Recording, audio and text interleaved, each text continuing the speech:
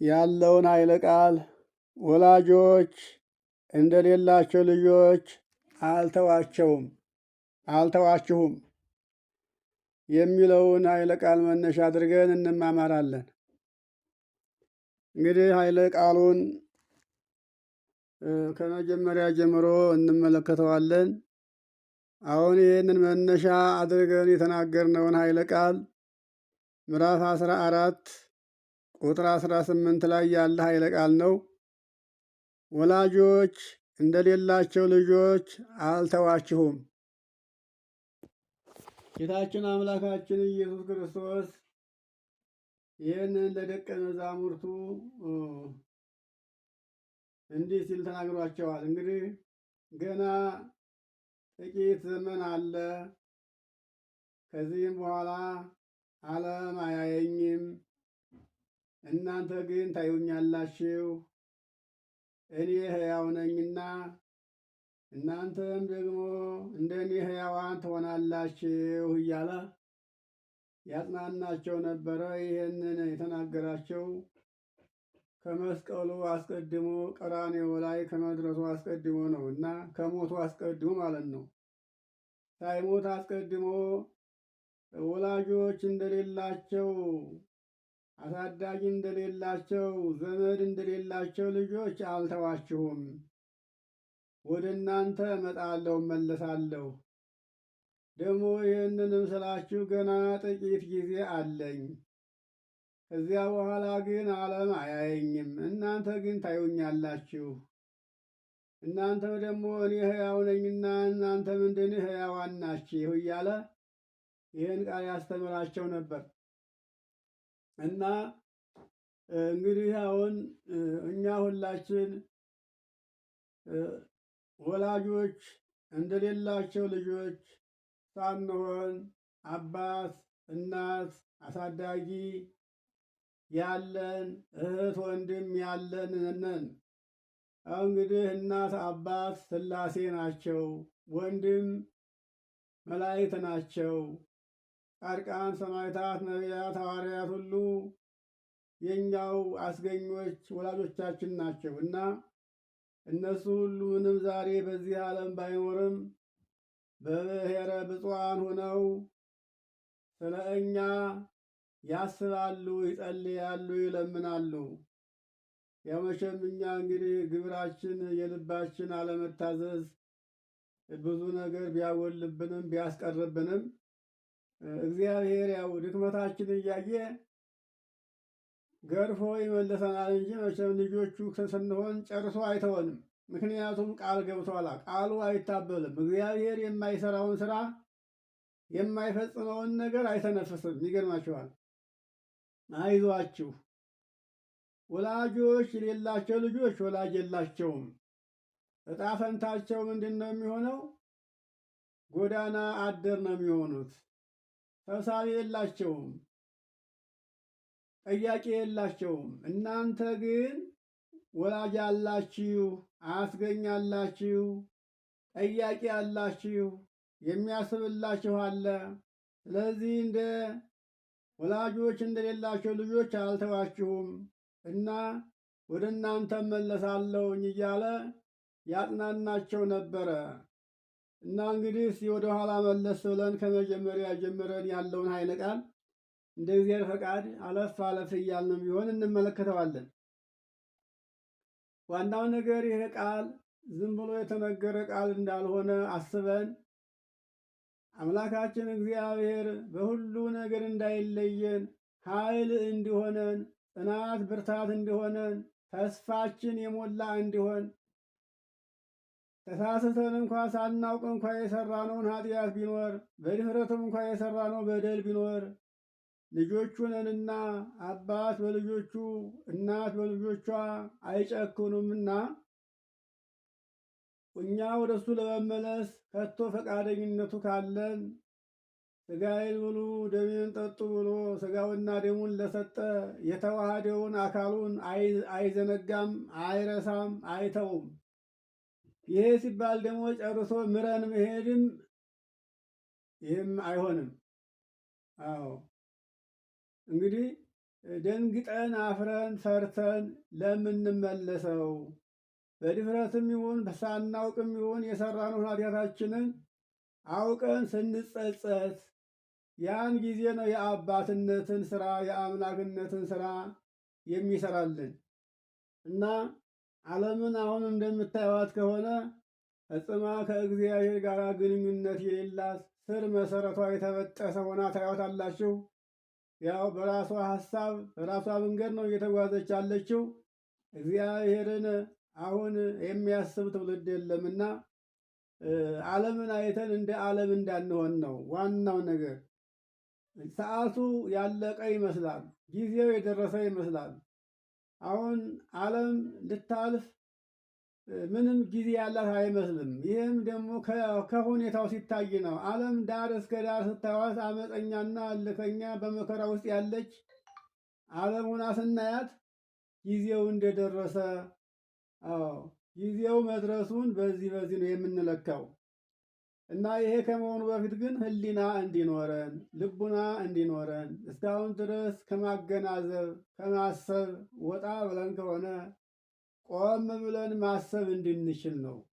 እስካሁን የሰራነውን ስራ የበደልነውን በደል በሰውነታችን በሕሊናችን እያወጣን እያወሩ የፈጸምነውን ነገር አስበን ለመመለስ ፈቃደኛ ስንሆን እግዚአብሔር መንፈስ ቅዱስ ደግሞ ጉልበት ይሆነናል፣ አቅም ይሆነናል፣ ሕሊና ማስተያ አእምሮ ይሆነናል። እግዚአብሔር የሰውነታችን ሳይሆን የሚያስበው የሚመለከተው የልቡናችንን ነው። ልቡናችን ግን ለመመለስ ፍጹም ፈቃደኛ ካልሆነ እሱ ያው እንግዲህ የማይመለስ ከመጀመሪያውም እግዚአብሔር ለራሱ ያላዘጋጀው ሰው ነው የሚሆነው። አሁን ዓለምን የምናየው በዚያ መልኩ ነው የምታዩት እንጂ እግዚአብሔርን ፈሪ የሚፈራ ሰው የሚኖርማ ቢሆን ይህን ያክል መከራው እንዲህ የገነነ አይሆንም ነበረ እና ቁጥር 1 ጀምረን ያለውን ኃይለ ቃል እንመልከተው። የትምህርታችን መነሻ ያደረገው ግን ቁጥር 18 ላይ ነው። ወላጆች እንደሌላቸው ልጆች አልተዋችሁም። ይህንን ተስፋ አድርገን በዚህ ተስፋ በደላችን እያሰብን ይቅርታ እየጠየቅን እየተለማመጥን አድርጉ የተባልነውን ለማድረግ አታድርጉ የተባለውን ደግሞ ላለማድረግ ውሳኔ ላይ መድረስ አለብን። ትናንትናም በተማርነው ትምህርታችን ይህን ሁሉ መስራት የምንችለው አሁን ነው። ይህን ሁሉ መስራት የምንችለው አሁን ነው ስንል ይህን ለማድረግ የምንገደድበት ጊዜ ያ እየፈለግነው ጉልበት አተን አቅም አተን የሚቀርበት ጊዜ አለ። አሁን ላይ ነው እና ጥንቃቄው አሁን ነው። በወጣንበት በገባንበት ስራችን እንዲባረክ እድሜያችን እንዲባረክ እግዚአብሔር ደግሞ እንግዲህ ከእኛ የሚከፈለውን ደግሞ የተባረከ ዘር ማግኘት እንዲቻል ሕይወታችን የለመለመ እንዲሆን ለመታዘዝ ፈቃደኛ ሆኖ መገኘት አሁን ላይ ነው እና ልባችሁ አይታወክ ይላል መጀመሪያ ላይ ዮሐንስ ወንጌል ምዕራፍ 14 ቁጥር 1 ላይ ልባችሁ አይታወክ። አያችሁ፣ አሁን የሁላችን ልቦና የታወከ ነው። በቃ ምኑን ይዤው ምኑን ሰርቼው ምኑን ከምኑ አድርጌው። አያችሁት? ልባችሁ በምን አይታወክ። ያለውም የሌለውም ሕሊናው ያረፈ ሰው አታገኙም። ያለውም ሰው ሕሊናው አያርፍም። እንግዲህ እግዚአብሔር ሰጥቶ የነበረ ግን ማን ያስበላኛል? አያችሁ፣ የሌለውም ደግሞ እንዴት ብዬ ለፈው ይሄን ዘመን። አያችሁት? በተለይ ቤተሰብ ያለው መቼም የልቦናው መታወክ የሚያውቀው እግዚአብሔር ነው። ልባችሁ አይታወክ። ታዲያ ምን ይሁን? እመኑ። በማን? በእግዚአብሔር። አዎ፣ ልባችሁ አይታወክ፣ በእግዚአብሔር እመኑ፣ በእኔም እመኑ። ሐዋርያት ከክርስቶስ ጋር እያሉ ገና እምነታቸው የቀጨጨ ነበረ። አያችሁ፣ ያዩታል፣ መምህራችን እያሉ ያከብሩታል፣ ተስፋ ያደርጉታል እንጂ እምነታቸው ይህን ያክል ነበረ። ግን ስለመረጣቸው የኋላ ስራቸውን ስለሚያውቅ መንፈስ ቅዱስን ሲቀበሉ ለመንፈስ ቅዱስ ማደሪያ ሆነው በቅተው ያው ንጽህናቸውም ሙሉ ስለነበረ ቅድስናውም ስላለ እምነቱ ቢጎልም ንጽህናው አለ፣ ቅድስናው አለ፣ የዋህነቱ አለ፣ ደግነቱ አለ፣ ቅንነቱ አለ፣ ታዛዥነቱ አለ። ግን የሁላችን እምነታቸው በክርስቶስ ያላቸው እምነት ገና ነበረ፣ ለጋ ነበሩ፣ ያልበሰሉ ነበረ። ስለዚህ ምን አላቸው? ልባችሁ አይታወክ፣ አትረበሹ፣ አትጨነቁ፣ እመኑ። አያችሁ፣ እኔ ከእናንተ ጋር እንደሆንኩኝ እመኑ። እግዚአብሔር ክርስቶስ በዚህ ዓለም ሥጋ ለብሶ ከሰው ጋር ሲኖር ሲያርግ ታየ እንጂ ከሰው አይለይም። እንዴት ተሎ ይለያል? ሥጋን እኮ የተዋሃደው የእኛን ሥጋ የእኛን ነፍስ የተዋሃደው ከእኛ ላይለይ ነው። አስቡት። የተዋሃደን መለየት ይቻላል እንዴ? አይለይም እኮ ስለተዋሃደ አይለይም። ለዚህ ነው ከእኛ ጋር ሊኖር ነው የተዋሃደው። ግን ወደ ቀደመ ክብሩ ወደ አባቱ ሲሄድ አዩት። ይህ በሥጋ ነው የሄደው። በአምላክነቱ ግን በለበሰው ሥጋ ሳይታይ ከእኛ ጋር አለ። ከእኛ የሚለይበት ነገር የለም። አያችሁ፣ ወደዚህ ዓለም ሲመጣ ከአባቱ እሪና ሳይለይ ከአባቱ ጎን ሳይለይ 33 ዓመት ከ3 ወር በዚህ ዓለም ኖረ። ይህን ሁሉ ዘመን በዚህ ኖር በድንግል ማርያም መጠን ሲወሰን ከአባቱ ጎን ከቀኝ ጎኑ አልተለየም። አያችሁ፣ እንግዲህ አስቡት። እግዚአብሔር ከዙፋኑ ሳይነቃነቅ ቀኝ እጁን ነው የላከው። ቀኝ እጁ ከትከሻው ሳይነቀል ነው ወደዚህ መጥቶ 33 ዓመት ከ3 ወር ከሰው ጋር ሰው ሆኖ የተገለጠው። አያችሁ፣ እግዚአብሔር እንደዚህ ነው። የማነ እዴሁ ነው የሚለው። አባቶቻችንም ፈኑ እዴከ እያሉ ሲለምን ሲነበ እጅህን ቀኝ እጅን ዘርጋልን ላክልን ያሉት ያው እግዚአብሔርም ቀኝ እጁን ላከ፣ ሰው ሆኖ ተገልጦ ታየ እና አይዟችሁ፣ ልባችሁ አይታወክ፣ በእግዚአብሔር እመኑ፣ በእኔም ደግሞ እመኑ። ምክንያቱም በእኔ ሳያምኑ በእግዚአብሔር ማመን አይቻልም። መጀመሪያ እግዚአብሔር ወልድ ማን ነው? በእግዚአብሔር ወልድ ማመን ነው። በእግዚአብሔር ወልድ ማመን ሲቻል በእግዚአብሔር አብ ማመን ይቻላል። በእግዚአብሔር መንፈስ ቅዱስ ማመን ይቻላል። መጀመሪያ በዓይን የታየውን ማመን ማን ነው? ይሄማ የእግዚአብሔር የባህሪ ልጁ ነው። ስለዚህ የእግዚአብሔር ልጅ እግዚአብሔር ነው ብሎ ማመን ነው እና በእግዚአብሔር እመኑ፣ በእኔም እመኑ። በእኔ ስታምኑ በአባቴ እያመናችሁ ነው። አያችሁ፣ እኔን ካመናችሁ አባቴን አምናችኋል። እኔን ካውቃችሁ አባቴን አውቃችኋል። እኔን ሳታውቁ አባቴን ልታውቁ አትችሉም። እኔን ሳታምኑ አባቴን ልታምኑት አትችሉም።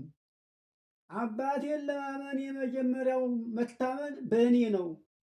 አባቴን ለማወቅ የመጀመሪያው እውቀት እኔን ነው። አዎ እኔን ነው። የአባቴን ፈቃድ ለመፈጸም በመጀመሪያ የእኔን ትእዛዝ መጠበቅ ነው። የእኔን ትእዛዝ ሳትጠብቁ የእኔን ቃል ሳትሰሙ የአባቴን ቃል ልትሰሙና ልትፈጽሙ አይቻላችሁም። አንድ ነና፣ አንድ ነው። እግዚአብሔር አንድ ስለነው እንግዲህ እኛ አንድ ነን። በህሊናችን፣ በስልጣናችን፣ በባህሪያችን፣ በኑሯችን አንድ ነን። እናንተ እንደምትኖሩት እየብቻ አይደለንም። አዎ በአካል 3 ሆነን ብንታያችሁም በአካል 3 ብንሆንም እኛ በባህሪያችን አንድ ነን፣ አንድ አምላክ ነን። ስለዚህ በእኔ አመነ ማለት በአብ አመነ፣ በመንፈስ ቅዱስም አመነ ማለት ነው። ከሁሉ የሚቀድመው እናንተን ከመከራ ለማውጣት በተስፋ እንድትሞሉ ከዲያብሎስ ከባርነት ግዛት ነፃ እንድትወጡ ከነፍሳችሁ ስጋ ከነፍሳችሁ ነፍስን ከስጋችሁ ስጋን ተዋጀ። በእናንተ መካከል የተገኘውን ሕይወቴን አሳልፌ ለሞት ሰጥቼ እናንተን ከሞት ነፃ ላወጣ የመጣሁት እኔ ነኝ። ይህን የሚያደርገው አባቴ ነው። በአባቴ ፈቃድ፣ በመንፈስ ቅዱስ ፈቃድ፣ በእኔ ፈቃድ እስመ በፈቃዱ ወበስምረተ አቡሁ ወመንፈስ ቅዱስ መጻ ወአዳነነ። ውዳሴ ማርያም ስታደርሱ የማክሰኞ ውዳሴ ማርያም መጀመሪያይቱ ቀጥላ ያለችው ሁለተኛይቱ እስመ በፈቃዱ የሚላት በፈቃዱ ማለት በአባቱ ፈቃድ፣ በመንፈስ ቅዱስ ፈቃድ፣ በእሱ ፈቃድ ወደዚህ ዓለም መጥቶ አዳነን እያለ የምንለው ቅዱስ ኤፍሬም የተናገረው ቃል ይሄ ነው። በአባቴ ፈቃድ፣ በራሴ ፈቃድ፣ መንፈስ ቅዱስ ፈቃድ ወደዚህ እናንተን ለማዳን መጣሁኝ። ስለዚህ እኔን መጀመሪያ እመኑ፣ እኔን ስታምኑ አብንና መንፈስ ቅዱስን ታውቃላችሁ፣ ታምናላችሁ እያለ ያጽናናቸው ነበረ። እንግዲህ ልባችሁ አይታወቅ፣ በእግዚአብሔር እመኑ፣ በእኔም እመኑ፣ በአባቴ ቤት ዘንድ ብዙ መኖሪያ አለ። አሁን ወደዚህ ሳልሄድ ይህን ያነሳውበት ብዙ ልጆች አሉ የሚታወቁ በሰው ሀገር ነው ያሉት። አያችሁት?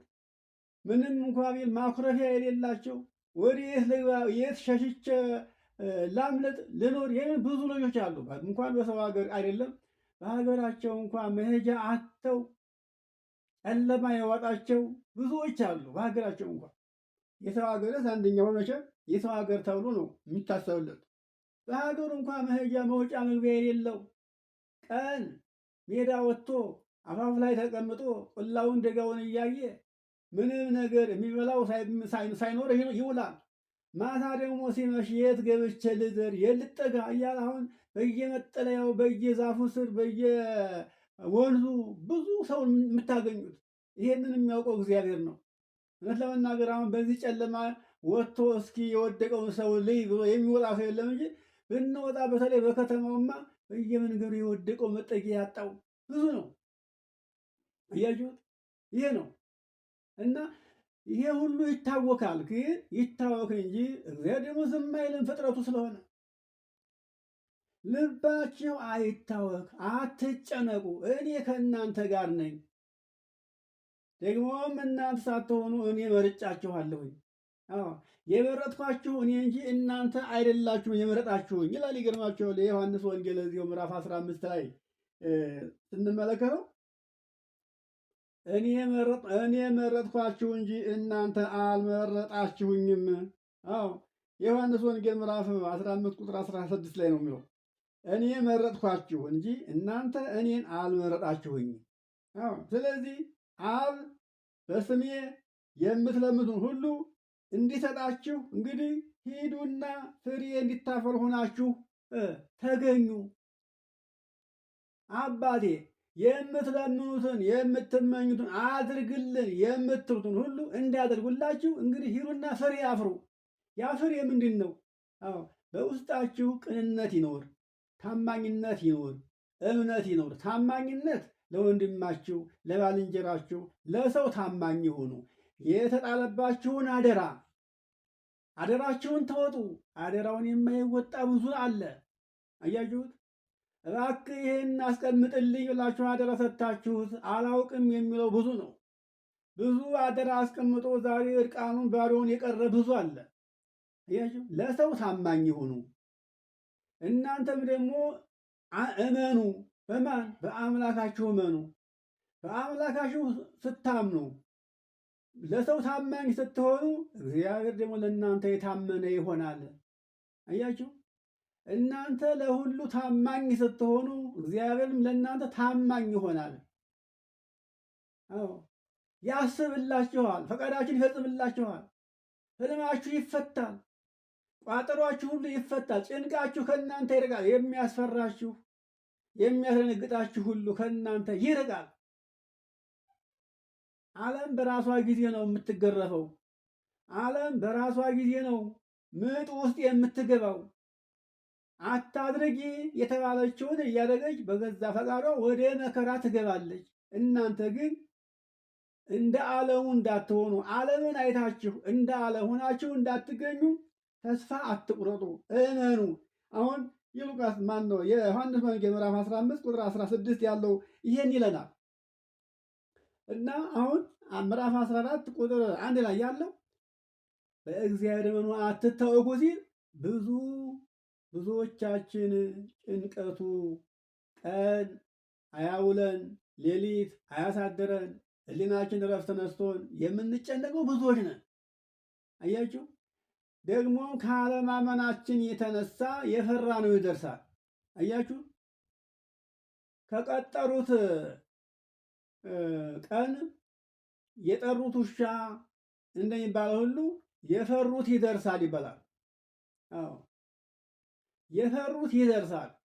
መከራ ያገኘናል ብለን ስንፈራ እግዚአብሔርን አላመነውምና ከእግዚአብሔር ጋር እያለሁ ምን እሆናለሁ ብለን ስለማናስብ የፈራኑ መከራ ደርሶ ያስጨንቀናል፣ እስከ ሞትም ያደርሰናል። እና አሁን በተለይ እንደው በሰው ሀገር ያላችሁ እህት የለ ወንድም የለ እናት አባት የለ አክስት የለ ሲከፋኝ እንኳን እንደው ገለል ብዬ ራሴን የማኮርፍበት የለ ብላችሁ ትጨነቃላችሁ። ከዚህ በላይ ስለ እናንተ የሚያስብ እግዚአብሔር ነው። አያችሁ፣ እመኑት እንጂ ስለ እናንተ እንኳን ሰውን አይደለም አውሬውን የሚያገርም እግዚአብሔር ነው። አሁን እናንተ እኮ ያላችሁት ምንም በዝምድና በስጋ ዝምድናም በሃይማኖትም ባትመስሏቸውም በተፈጥሮ የሥላሴ አምሳል ሰዎች ናቸው። አያችሁት፣ እግዚአብሔር እንኳንስ በአርአያው የፈጠራቸውን ሰዎች ይቅርና በአርአያውና በምሳሌው እንኳ ያልፈጠራቸውን አውሬዎችን ያገርማል። ይህንንም አይተናል። ነብሩን አንበሳውን ያገረመላቸውን ሰዎች እነ ዳንኤልን ብናስብ ጉድጓድ ውስጥ ተጣሉ፣ ታፍነው ሳይሞቱ አውሬ ሳይበላቸው። አንበሳውን ነብሩን ያገረመላቸው በአንበሳ ትከሻ በነብር ትከሻ ተጭነው የሚሄዱ ቅዱሳኖችን እዩዋቸው። እንግዲህ አስቡ። እነሱን አይተን በእግዚአብሔር ስራ እንድናምን ነው። ስናምንና ስንጽናና በተስፋ ስንሞላ ምንጊዜም እግዚአብሔር ከኛ ጋር ነው። ከኛ ተለይቶ አያውቅም። እግዚአብሔር ከኛ የሚለየው ልባችን ሲናፍቅ ማለት ሲጠራጠር ነው። በጥርጥር ውስጥ ስንኖር ነው። የመንፈቅናውን ጎዳና ስንጀምር ነው። ያን ጊዜ ነው እግዚአብሔር ከኛ የሚለየው። እሱም በቅርብ ርቀት ያየናል እንጂ ጨርሶ ከዚህ ዓለም ተነስቶ አይሄድም። ይህ ዓለም ሳያልፍ ከዚህ ዓለም እንደማይወጣ የተረጋገጠ ነው። ዓለም ሲያልፍ ብቻ ነው ወደ ቀደመ ቦታው የሚመለሰው። ማን? መንፈስ ቅዱስ። እንግዲህ ጌታችን አምላካችን ለደቀ መዛሙርቱ እያጽናናና እየመከረ የነበረው ገና ለጋ ስለነበሩ ጨርቋ ነበሩ።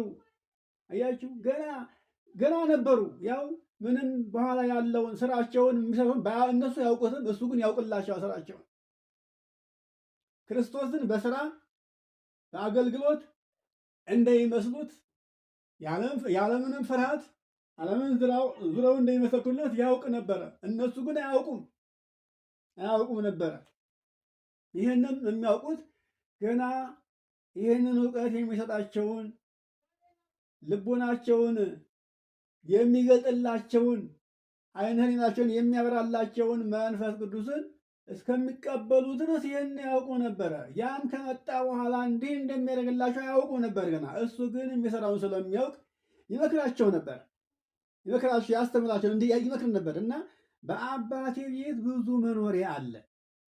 ስለዚህ እንግዲህ እንዲህ ባይሆን ኑሮ ይሄን ነገር ባልነገርኳችሁ ነበረ። በአባቴ ቤት ብዙ መኖሪያ አለ። ይሄ ባይኖር ኑሮ ይሄን ሁሉ አልናገራችሁም ነበረ። ስለዚህ እኔ ቀደም ብዬ ሄጄ ለእናንተ መኖሪያ ስፍራ ላዘጋጅላችሁ። አያችሁ፣ አዘጋጅላችኋለሁ። እኔ የሚሄደው ለእናንተ መኖሪያ ቦታ ለማዘጋጀት ነው። ግን እኔ ከሄድኩ በኋላ ደግሞ ለእናንተ ኃይል የሚሆናችሁን፣ ጽናት የሚሆናችሁን፣ ብርታት የሚሆናችሁን፣ ጥበብን የሚገልጥላችሁን፣ የሚቀድሳችሁን፣ የሚያድሳችሁን፣ የዘላለም ሕይወት የሚሆናችሁን እልክላችኋለሁ። እኔ ካልሄድኩ ደግሞ እሱ አይመጣላችሁም፣ አታገኙትም። እሱ ካልመጣ ደግሞ እንዲህ አሁን እንዳላችሁ ነው ኑሯችሁን የምትገፉት። እሱ ሲመጣ ግን አሁን ካላችሁበት ኑሮ ትለወጣላችሁ። ምድራውያን ሳትሆኑ ሰማያውያን ትሆናላችሁ። ሥጋውያን ሳትሆኑ መንፈሳውያን ትሆናላችሁ። ለዚህ ደግሞ የሚያበቃችሁ እኔ ሲሄድ ከኔ በኋላ የሚመጣላችሁ ነው እያለ ይህንን ያጽናናቸው ነበረ። ይገርማችኋል። እንዲህ እያለ እና እንግዲህ እኔ ስፍራ ቦታ አዘጋጅላችሁ ዘንድ እሄዳለሁ። ሂጄም ደግሞ ስፍራ ባዘጋጀሁላችሁ ጊዜ እኔ ባለሁበት በዛ እናንተም ደግሞ በዛ እንድትኖሩ እመጣለሁ።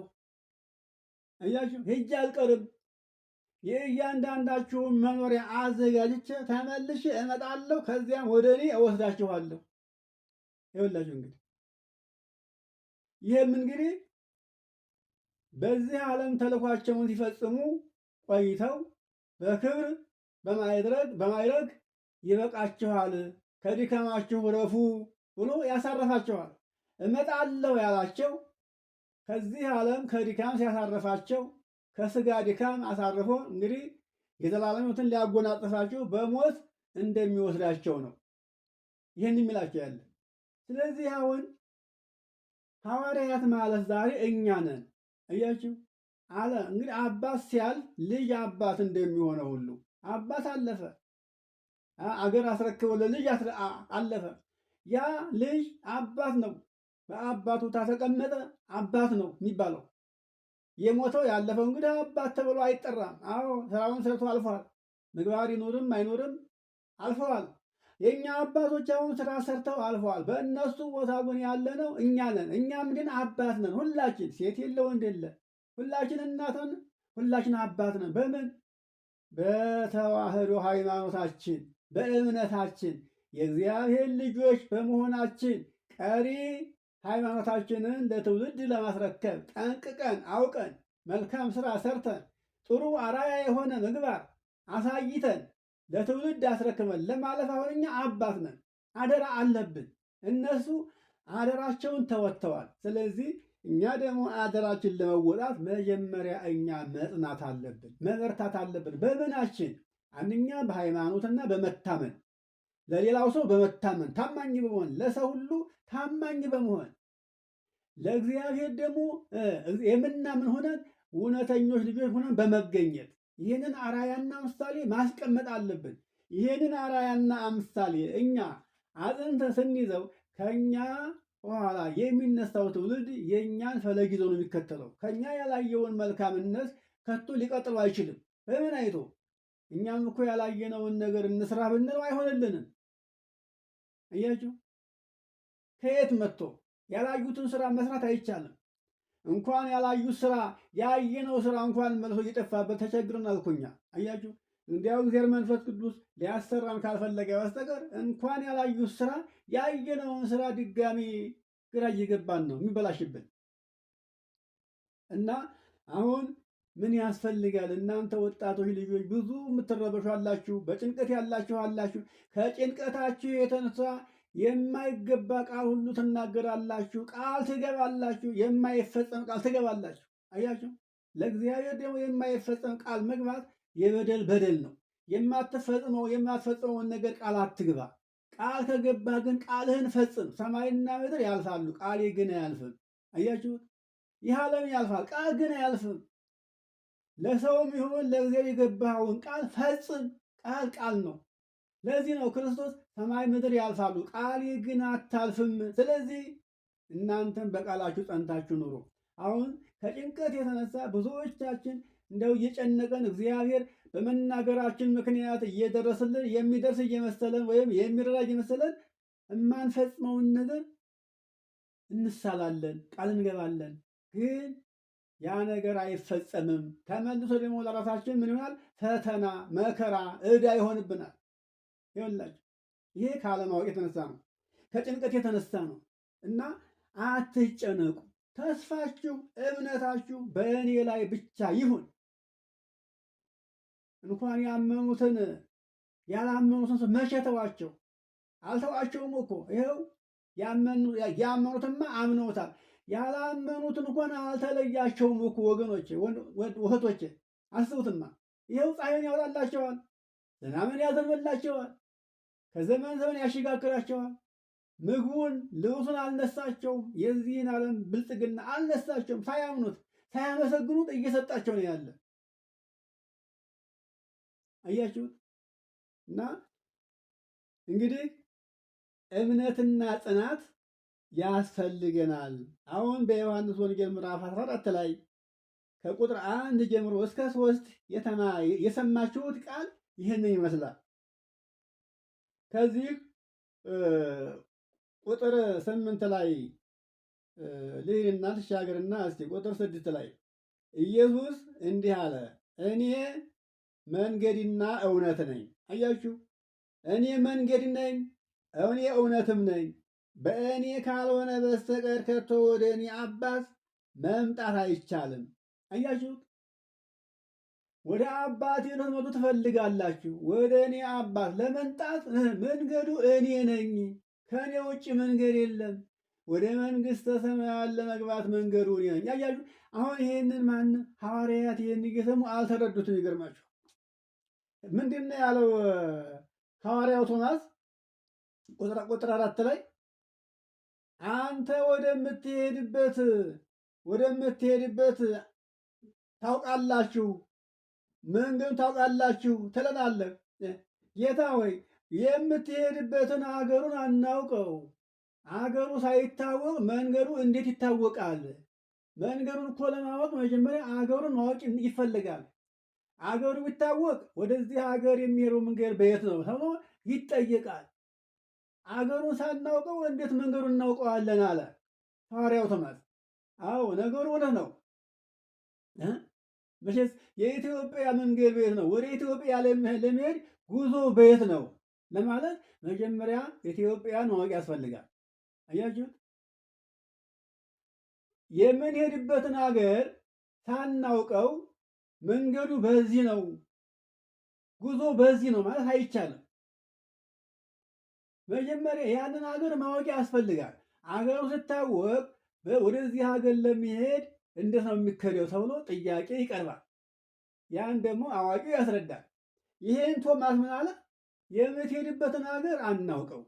አገሩን ሳናውቅ እንዴት መንገዱን እናውቀዋለን? መንገዱን ለማወቅ መጀመሪያ አገሩን ማወቅ ይጠበቅብናል ሲለው ጌታ ምንድን ነው የመለሰለት? እንግዲህ አዎ እውነት ይሄን ብለሃል። አዎ ልክ ነው። መንገዱን ለማወቅ አገሩን ማወቅ ያስፈልጋል አሉ። ስለዚህ መንገዱ እኔ ነኝ። አገሪቱ እውነት ናት። እውነት አያችሁ፣ እውነት ሕይወት እኔ ነኝ። መንገዱም እኔ ነኝ። እኔ ወደሚሄድበት ሀገር ለመምጣት መንገዱ እኔ ነኝ። በእኔ ላይ ካልሆነ በስተቀር በየትም መሄድ አይቻልም። አያችሁ፣ በየትም እውነትና መንገድ እኔ ነኝ። አዎ የምትሄዱበት ዓለም እውነት ነው። ያ እኔ የምሄድበት ዓለም እውነት ነው። ለእሱም ደግሞ መንገዱ እኔ ነኝ። ያም እውነት አባቴ ነው። ያም ዓለም አባቴ ነው። ወደ እኔ አባት፣ ወደዛ ሕይወት፣ ወደዛ እውነት ለመምጣት መንገዱ እኔ ነኝ። ከሰማይ ወደ የተዘረጋ መንገድ አያችሁ፣ ከሰማይ እስከ ምድር የተዘረጋው መንገድ እውነቱ እኔ ነኝ እያለ ያስተምራቸው ነበረ። ስለዚህ አሁንም እምነታችን ገና ነው፣ አልገባንም። ያው መቼም ዘመኑ የብልጣብልጥ ዘመን ስለሆነ የተማርን እየመሰለን ያወቅን እየመሰለን ሳይገባንም የገባን እየመሰለን እንዳክራለን እንጂ አልገባንም። ደግሞ ይሄ ነገር እንዲገባን ከተፈለገ ዓለሙን ስንንቀው ነው። በልክ በመጠን መኖር ስንጀምር ነው። መቼም ቢሆን እግዚአብሔር ፈጥሮ አይረሳኝም። ለእኔ የሆነውን ነገር ከእኔ አያሳልፈውም። እንኳንስ በአርአያው በምሳሌ የፈጠረኝን እኔ አይደለም በአርአያው በምሳሌው ያልተፈጠረው በምድር ላይ ያለው ፍጥረት ሁሉ እየተመገበ እያለ እኔን ከምግብ ከውሃ አያርቀኝም፣ አይነሳኝም ሁሉን ነገር። እስከዛ ድረስ ግን እኔ አምላኬን ማወቅ፣ መጠየቅ፣ ለሕጉ መታዘዝ፣ ቃሉን መስማት፣ በቃሉ ጸንቶ መኖር የኔ ድርሻ ነው። የኔ ድርሻ ይሄ ብቻ ነው። ከዚያ ውጭ ያለው ነገር ግን ድርሻው የሱ ነው። አያችሁት? ሰው ስራ ውሎ እቤቱ ሲሄድ ምን በላ ይሆን ይላል እንዴ? እናት ያለችው ትዳር ያለችው ሰው እኮ ውሎ መግባቱን ነው እንጂ የሚያስበው ምን በላ ይሆን አይልም። አዎ እናት አለቻ፣ ሚስት አለቻ። እናት የሌለችው ሚስት የሌለችው ግን ቤትም እሱ ስለሆነ ወይም አዘጋጅቶ ይሄዳል ወይም ደግሞ የሚያዘጋጀውን እያሰበ ይመጣል፣ ከውጭም ያመጣል። እናት ያለችው አቴት ያለችው ሰው ግን ውሎ ሲመጣ ከቤቴ ከቴ ምን በላን አይጨነቅም፣ አያስብም። ሁሉ ነገር ተስተካክሎ እንደሚጠብቀው ያምናል። አስቡት እንግዲህ እኛ ማሰብ ያለብን እኔ ሳይፈጠር እኔን ሳይፈጥረኝ እግዚአብሔር ለእኔ ያዘጋጀው ነገር ሁሉ አለ። አላለቀም አላለቀም። ያለቀው የደቀቀው ከእምነቴ ማነስ ካለመታዘዝ የተነሳ ነው እንጂ አለ። በእግዚአብሔር ፊት የሚያልቅ ነገር የለም፣ የሚረቅ ነገር የለም። የሚረቅ በእኛ ጊዜ ብቻ በእኛ ዘንድ ብቻ ነው። የሚበላሸው በእኛ ዘንድ ነው። የሚተለው በእኛ ዘንድ ነው። የሚያልቀው በእኛ ዘንድ ነው። በእግዚአብሔር ዘንድ ግን የሚበላሽ ነገር የለም። አያችሁ፣ ዓለም እስከሚያልቅ ድረስ አይበላሽም፣ ንጹሕ ነው። ለሚታዘዙት ሁሉ ሙሉ ነው፣ አይጎልበትም። እግዚአብሔር ለእነከሌ ሰጥቼ ጎተራው ይሄን ያክል እዚህ ደርሷል አይባልም። አይጎልማ። ቢሰጠው የማይጎድል ጸጋ አለው እግዚአብሔር። እግዚአብሔር እንኳን ከፈጠረው ፍጥረቱ አይደለም ምንም ነገር ሳያለብስም ሳያበላም ሳያጠጣም ማኖር ይቻላል እግዚአብሔር። ይኸው እነ ሄኖክ ኖሮ የለ 6 ዓመት እህል ውሃ ሳይቀምሱ አሁንም አሉ። እነ ሄኖክ እነ ኤልያስ እነ እዝራ በሕይወት አሉ፣ አልሞቱ፣ አፈር አልበላቸው። ግን ከእህል ተለይተው ከውሃ ተለይተው ከልብስ ተለይተው እንደ መላእክት ሆነው ይኖራሉ። ይኸውላችሁ ይሄ እነዚህ የሆነበት እኛ እንድናምን ነበረ እንዴ። እግዚአብሔር ይህን ያክል ዘመን ሰውን ከእህል ከውሃ ከልብስ ለይቶ ማኖር ከቻለ ታዲያ እኔ ምን አስጨነቀኝ ምን ያስጨነቀኛል እንዳንል ነው። ከሰማይ መና ወረደ፣ ያን አይተን እንድናምን ነበረ። ከሰማይ መና ወረደ በሉ ሰዎች 40 ዘመን ያንን እኛን ለማሳመን ነው። ዝናብ በሌለበት በማይታረስ ሀገር በበረሃ ይሄን ሁሉ አደረገ እንዲታመን ነበር። ግን ይሄንን ቃሉን እንናገረዋለን፣ እምነት ግን የለም። ከእምነት ባዶ ዜሮ ነን። ክርስትናችን በስም ብቻ ነው፣ በተግባር የለም። አንድ የማይካድ ነገር ቢኖረን ምንድን ነው?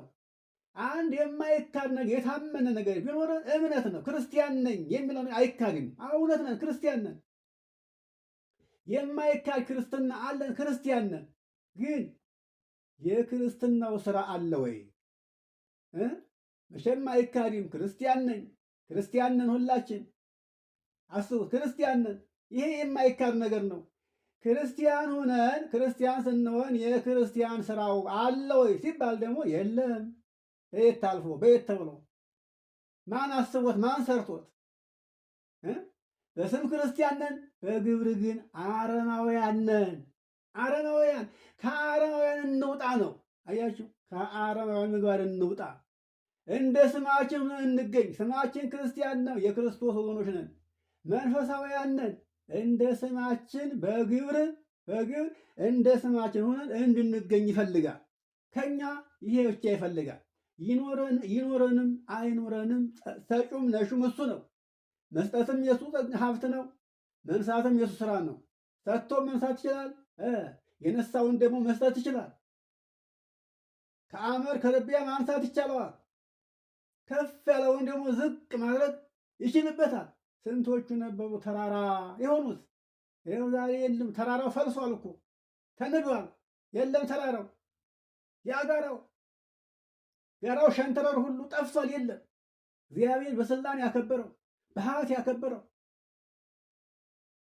የለም። እንደ ውሲፈር የለም። ያ ሁሉ አያችሁ፣ እንዲህ ነው እግዚአብሔር።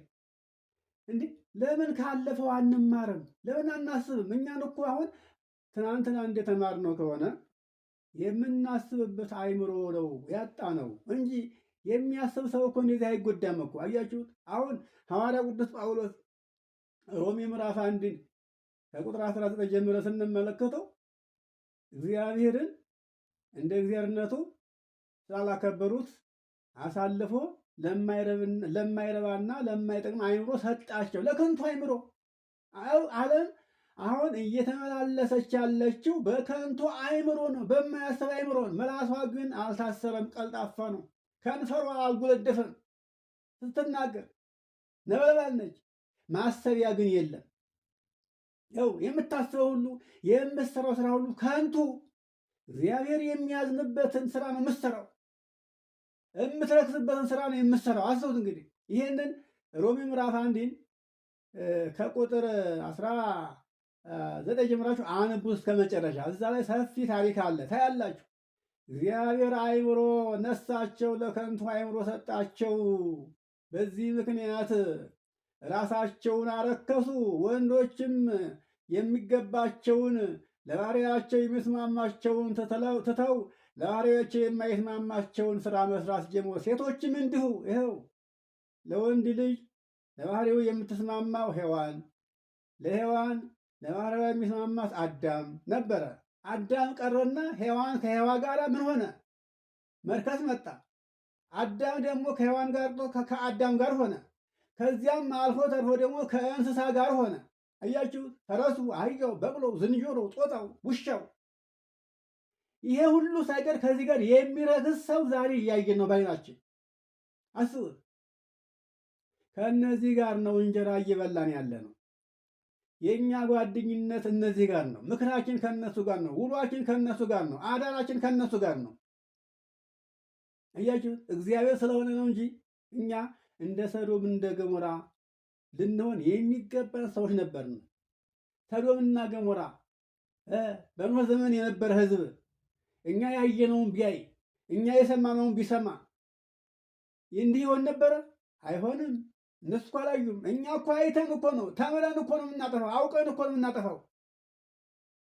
የእኛ ለየት ይላል እና እንግዲህ አዎ የሚሄዱበትን አገር ለማወቅ መንገዱን ለማወቅ መጀመሪያ አገሩን ማወቅ ያስፈልጋል። እውነት ነው። አገሩ ሲታወቅ የዚህ ሀገር መንገድ በየት ነው ተብሎ ይጠይቃል። ለቶማስ የሰጠው መልሱ። ስለዚህ ያ አገር እውነት ነው፣ ያ አገር እግዚአብሔር ነው፣ ያ አገር እኔ ነኝ፣ ለዚያም ደግሞ መንገዱ እኔ ነኝ፣ በእኔ ካልሆነ በስተቀር ወደዛ መድረስ አይቻልም። ይህን ምን አለው? የሐዋርያት እምነት ገና ለጋ ነበረ፣ ምንም አልገባም። ዛሬ እኛ የምናምነውን ያክል እንኳ ገና አልገባቸውም ነበር። እነሱ በኋላ ዋና ሊሆኑ አሁን ዛሬ እኛ የተረዳነውን ያክል እንኳ አልተረዱም ነበር፣ ገና ነበሩ። ግን መንፈስ ቅዱስ ሲመጣላቸው ሲላክላቸው መንፈስ ቅዱስን ሲቀበሉ ሁሉን ነገር አወቁ። ዓይናቸው ተገለጠ። አያችሁ፣ በሩ ተከፈተ፣ ጨለማው ነጋ፣ ብርሃን ፍንጥቅ አለ። አያችሁ፣ አሁን ይሄ ዓይናችን ታያላችሁ። ይሄ ዓይናችን እኮ ለስጋችን እንጂ መብራትነቱ ዓይንከ ውእቱ ዓይንከ ለስጋከ ማየቶቱ ዓይንከ ውእቱ ይላል ማቴዎስ ምዕራፍ 7 ላይ እና ይሄ ዓይናችን የስጋችን መብራት ነው። ስጋችን እንቅፋት እንዳይመታው፣ እሾህ እንዳይወጋው፣ ጉድጓድ እንዳይወድቅ፣ መሽና እንዳይበላው ለዚያ መብራት ነው እንጂ የወዳኛውን ዓለም ማየት አይችልም። አያችሁ፣ ህሊናችን ግን የሚጋርደው ተራራ የለም። ከሰማይ በላይ ወጥቶ ያችን ዓለም ማየት ይችላል። ህሊናችንን ተራራ ጋራ ሰማይ አይከለክለውም። አያችሁ፣ ይሄ ነው የተገለጠላቸው። አሁን ለእኛ ደግሞ ድፍን ያለብን ቢኖር ይሄ ነው። ስለዚህ እግዚአብሔር ህሊናችንን እንዲያበራልን ማሰብ እንድንችል ማስተዋል እንድንችል ማሰብና ማስተዋል ስንችል እግዚአብሔርን ለመስማት ፈቃደኛ እንሆናለን። ቃሉን ሰምተን ለመጠበቅ በስራ ላይ ለመተርጎም እንችላለን። አያችሁ፣ አሁን ቃሉን ለመስማት እንጓጓለን፣ እንሳሳለን። ግን ወሬ እንደሚሰማ ሰው ለወሬ እንደሚቸኩል ሰው ነው የሆነው እንጂ ቃሉን ሰምተን በስራ እንተርጉመው የለም። ቤት ታልፎ አያችሁት የሆነውን ነገር። በነገራችን ላይ ግን እየሰማችሁ ነው ወይስ ዝም ብዬ ነው ለፈለፈው?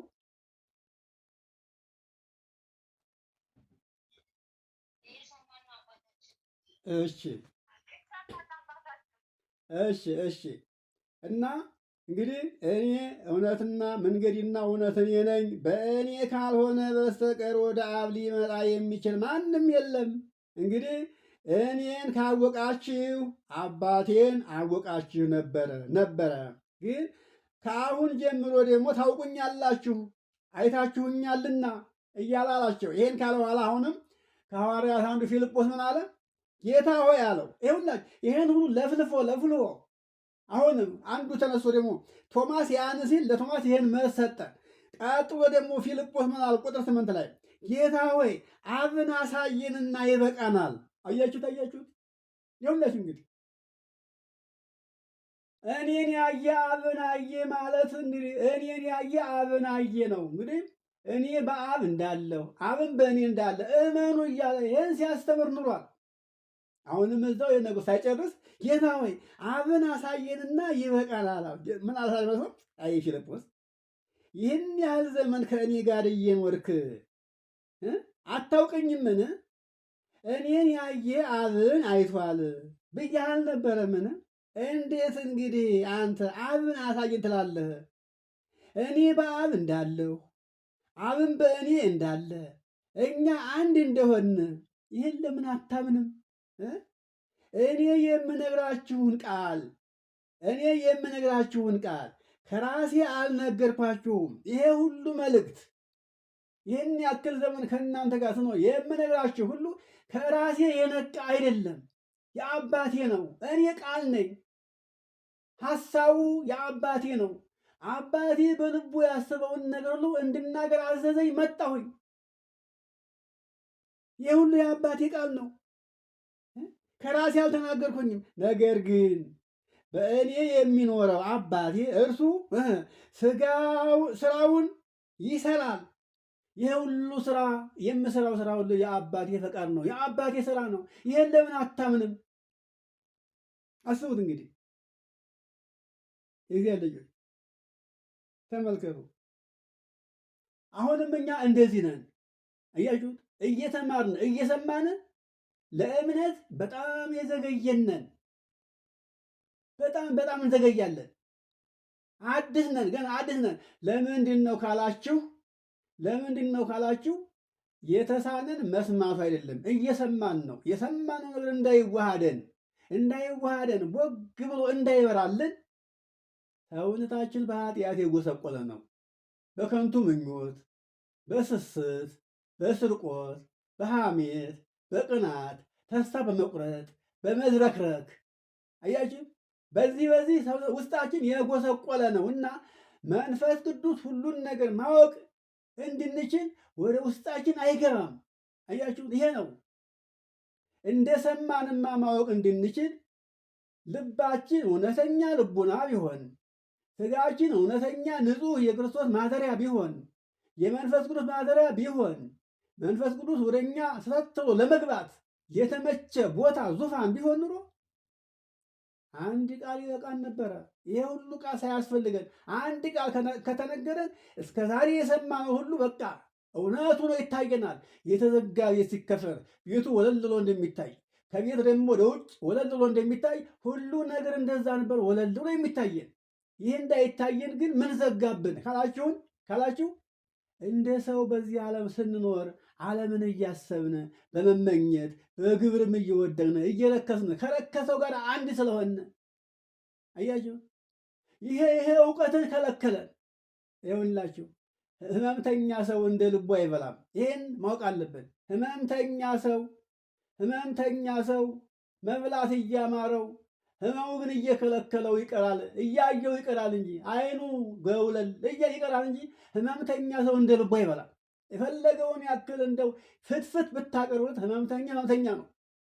አይሁን አምላኬ ወይ ይህን የመሰለ ምግብ ይህን የመሰለ መጠጥ ነሳኸኝ እኮ እንዳልበላ ከለከልከኝ ይላል እግዚአብሔር። አውሳቶ ይከለክላል። አያችሁ፣ ይህንን የመሰለ ቃል እየወረደ እየተተረጎመልን እንዳንገባ ግን እንዳይገባ ወደ ውስጣችን ምን ከለከለን? ህመም ከለከለን፣ ኃጢአት ከለከለን። አያችሁ፣ ጤንነት የለንም። አሁን እኛን ይሄ መንፈሳዊ ምግብ ነው።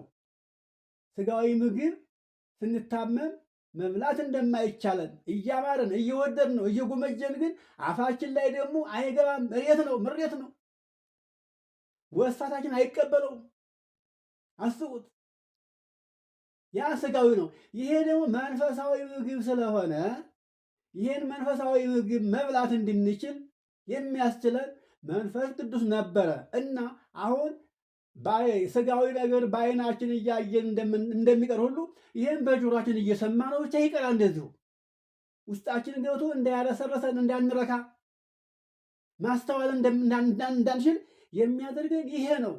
እያንዳንዳችን አሁን በዝሙት የወደቀውን አስቡት፣ ሰካራውን አስቡት፣ ውሸታሙን አስቡት፣ በሰው ገንዘብ የተጥለቀለቀውን አስቡት፣ አጭበርባሪውን አስቡት፣ አስመሳዩን አስቡት። እውነተኛ መስሎ ሲመጣ እውነተኛ ይመስላል፣ ቆይቶ ግን ቀበሮ ሆኖ ታዩታላችሁ። አያችሁት? ሁላችን አንድ ነን። ሁላችን በምንም ተአምር እግዚአብሔር በሚያውቀው እሱ ይወቀው እንጂ ሁላችን አንድ ነን። ሰውማ ቢኖር እንዲህ ያለ ዘመን ከቶ አይታዩ ነበር። አያችሁት? ራሳችን ውስጣችን እናስበው፣ እንመልከተው። በጣም ዝርክርኮች ነን። አንታመን፣ አናመን፣ ጽናት የለን፣ ፍቅር የለን፣ ሰላም የለን፣ ንጽህና የለን፣ ቅድስና የለን፣ እውነት የለን። ለዚህ ነው ቃሉን የከለከለን እንዳናምን እና አሁን ሐዋርያት እንደዚህ ነበሩ፣ እኛም አሁን እንደዚህ ነን። ይሄ እየተነገረን ለመቀበል ለማመን በቃ ይከብድብናል እና እውነት እውነት እላችኋለሁ፣ ቁጥር 12 ላይ እውነት እውነት እላችኋለሁ በእኔ የሚያምን እኔ የማደርገውን ስራ ሁሉ ይሰራል። አያችሁ፣ እምነት የለንም። አያችሁ፣ አሁን ሙት ማንሳት፣ እውር ማብራት፣ ድውይ መፈወስ፣ አጋንንትን ማስወጣት ይሄ ተሰጥቶን ነበር እኮ፣ ግን እናደርገዋለን? እንኳን በሰው ላይ ያደረውን አጋንንት በራሳችን እንኳን ላይ ያለውን ሰይጣን ማራቅ እንችላለን? ይኸውላችሁ፣ ታዲያ ያ ሰይጣን ከኛ ጋር እያለ እውነትን እንድናውቅ ይፈልጋል? አይፈልግም እኮ። እውነት እንዳትገባን ከኛ እንድትርቅ ይከላከላል። አያችሁ፣ እኛ እንኳን አዋቂዎች ነን። ትንኝ ስትዞርብን ጭራ ይዘን የምንከለክላት ለምንድን ነው? ምግባችን እንዲያትነካው፣ ግንባራችን ላይ እንዲያታረፍ ጭራ ይዘን ያችን ትንኛ እንከላከል የለ? ይኸው ልክ እንደዚህ በእኛ ላይ እንኳ ያደረው ያ እርኩስ መንፈሱ፣ ስስቱ፣ ቅናቱ፣ ምቀኝነቱ እውነቷን እንዳናውቅ እንዲህ ጭራ ይዞ ይከላከላል፣ ውስጣችን እንዳትገባ። ውስጣችን ከገባማ እንለወጣለን፣ አንቀድሳለን፣ እውነቱን እናውቀዋለና። አስቡት እንግዲህ እና እውነቱን ለማወቅ ምን ያስፈልጋል? መጀመሪያ የለም ቆም ብለን እናስብ። እስካሁን የዋሸ ነው፣ እስካሁን የቀማ ነው፣ እስካሁን ያመነዘር ነው፣ እስካሁን በሐሰት የመሰከር ነው፣ እስካሁን የሰረቅ ነው፣ እስካሁን በዝሙት የወደቅንበት ዘመን ይበቃናል ብለን ብናስብ እግዚአብሔር ደግሞ መንፈስ ቅዱስ ወደ ውስጣችን ይገባና እስከ ዛሬ የሰማነውንም ወደፊትም የምንሰማውን ሁሉ ቁልጭ አድርጎ ያሳየናል። ሐዋርያት ለማወቅ የቻሉት መንፈስ ቅዱስ ሲሰጣቸው ብቻ ነው እንጂ ክርስቶስ ልክ እንዳሁኑ እንደኛ እየደከመ ነበረ እየገሰጸ የሚነግራቸው፣ ግን እነሱ ናላቸው ይዞርባቸው ነበር። ለዚህ ነው ቶማስን እንዲህ መክሮ ፊልጶስ ደግሞ አብን አሳየና ይበቃናል። ይሄ አይገርማችሁም? ይገርማል እኮ። እና እውነት እውነት እላችኋለሁ በእኔ የሚያምን ሁሉ እኔ የምሰራውን ስራ ይሰራል፣ ከዚህም በላይ አብልጦ ይሰራል ይላል።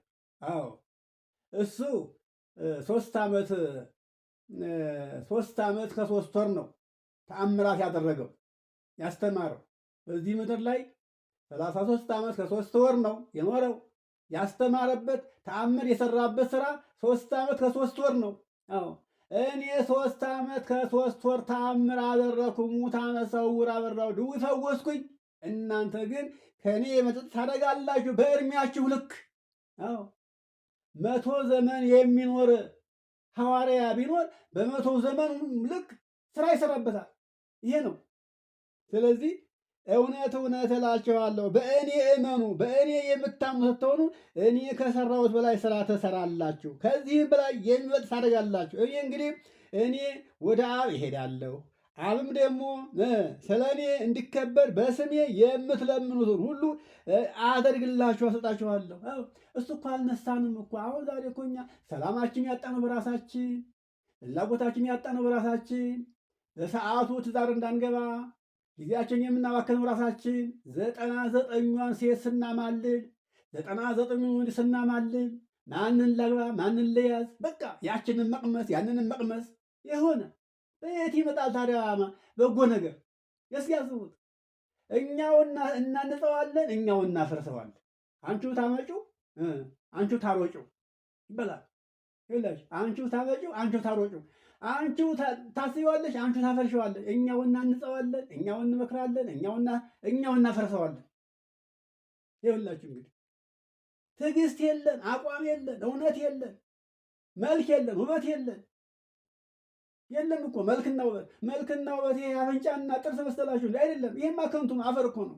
መልክና ውበት ንጽህናና ቅድስና እውነት ናቸው። እግዚአብሔር ትክክል የሚመለከታቸው መልክና ውበት የልቡና ቅንነት፣ የሰውነት ንጽህናና ቅድስና ናቸው። ውበት እኔ ናቸው። የተቀረ ስጋማ ታዲያ ሐውልትስ ብንሄድ ስንት አለ የሚያምር ቤቱ ሁሉ። አሁን ዛሬ ስታዩት በውጭ ያማልላል። ሰው የሰራው አይመስልም እኮ ቤቱ እንኳን ሲታይ። ያ የመቃብር ሐውልት ሁሉ ሲታይ ውበቱ ምን ይመስላል? ይወላችሁ ፈራሽ ነው። እኛ ዛሬ ውበተኛ መልከኛ ብንሆን ፈራሹን ነው የተሸከምነው። የማትፈርስ የማትበሰብስ እውነት አለች። እውነትና መልክ ደምግባት እሷ ነች። እሷን ይዘን አልተገኘንም። ይወላችሁ ትዕግስት የለንም፣ አቋም የለንም፣ እውነትም የለንም። ጨው አለው የለውም ተብሎ የሚቀመስ ወጥ ነው እንጂ እኛ ልክ እንደ ወጥ ሁሉን መቅመስ ነው የፈለግነው። ቀምሶ ዘወር። ይሄ ደግሞ ጊዜን ያባክናል፣ የራስን ጊዜ ያበላሻል። በሰዓቱ ሁሉ ነገር እንዳናገኝ እንሆናለን። ችግራችን ይሄን አልተረዳነውም። እግዚአብሔር መቼ ከለከለ? እንግዲህ ትምህርት መማር ከፈለግን እውነቱ የሆነው እውነቱን ሰምተናል፣ አውቀናል። ለእውነቱ ቋሚ ሆነን እንገኝ ነው። ከዚህ ውጭ ግን ሁልጊዜ ብንዘፈዘፍ አንጠራም። አያችሁ፣ ይሄ ሁልጊዜ መዘፍዘፍ ነው። ቢዘፈዝቡት ቢሉት የማይጠራ ነገር አለ። ይሄን ታውቃላችሁ። አንድ ጊዜ የዛገ ነገር ዝጓል፣ አይጠራም። ስለዚህ እኛም በኃጢአት ዝገናል። እየተነገረን አይገባን፣ ውስጣችን አይረሰርስ፣ አንመለስ። አሁንም ያው ስስት፣ አሁንም ያው ቅናት፣ አሁንም ያው ጥላቻ፣ አሁንም ያው ዘረኝነት፣ አሁን ያው ተንኮል፣ ክፋት፣ ያው ማሟረት። በቃ ካላሟረትን፣ ካላስጠነቆልን፣ ካልጠነቆልን ሕይወታችን የሚቀና የማይመስለን ብዙ ሰነፎች አለን። በቤተ ክርስቲያን ስር ተጠግተን ቤተ ክርስቲያን የምናስነቅፍ፣ በክርስቲያን ስም ተጠግተን ክርስቲያኖችን የምናስነቅፍ፣ በካህናት ስም ተጠግተን ካህናትን ስም የምናስነቅፍ ብዙዎች ነን። በክርስቶስ ስም ክርስቲያን መስለን ክርስቶስ የምናሰድብ ብዙዎች ነን። ለዚህ ነው ልመናችን የማይሰማው፣ ጸሎታችን የማይፈጸመው፣ ህልማችን የማይፈታው። እግዚአብሔር ጀርባውን የሰጠን በዚህ ነው። እኒህ የማይረቡ የማይጠቅሙ አለና ማሰብ እንዳንችል ማሰቢያችን ነሳ። አያችሁ፣ ይኸውላችሁ ቅድም ያልኳችሁ ሮሜ ላይ ግቡና ሮሜ ምዕራፍ 1 አንቧትማ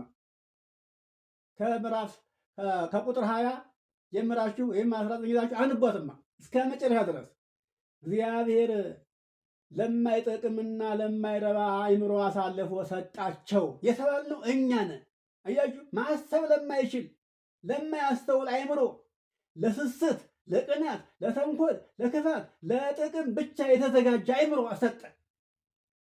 ይሄን ይዘን ነው የምንጮህ የምንለምነው። ይሄን ደግሞ ይዘን መቼ እናገኘዋለን ቢባል ህልም ካልሆነ በስተቀር መቼም አይሆንም። ስለዚህ እግዚአብሔር ወደኛ እንዲመጣና እንዲጎበኘን በይቅርታው እንዲጎበኘን ልባችን ያሰበው ሁሉ እንዲፈጸም ያ ቀን አልፎ ያ ምኞቴ ተፈጽሞ እንዲሆንኩ ለማለት እንድንበቃ ራሳችን መቀደስ ያስፈልጋል።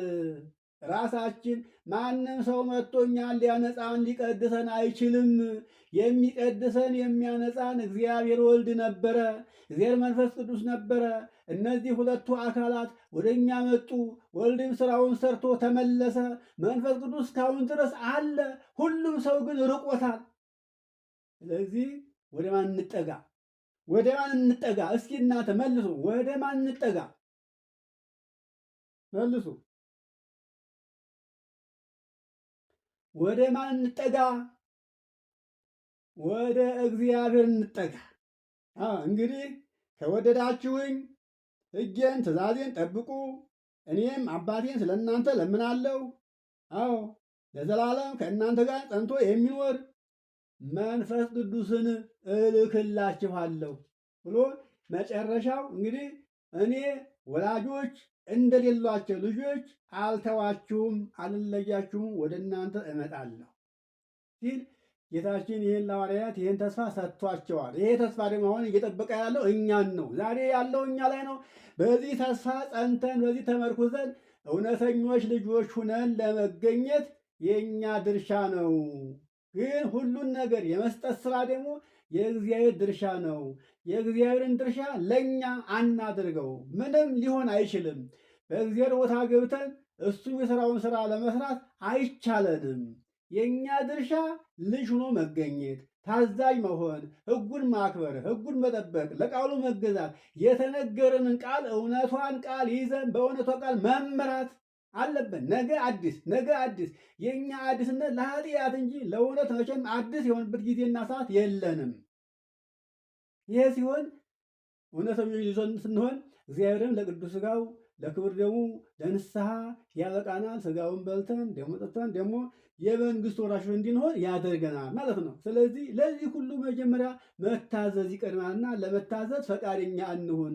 ፈቃደኛ ስንሆን የሚመራንም የሚያሰራንም መንፈስ ቅዱስ ነው ለማለት ፈልጌ ነው። የመከረን ያስተማረን አምላካችን እግዚአብሔር ክብርና ምስጋና ይግባው።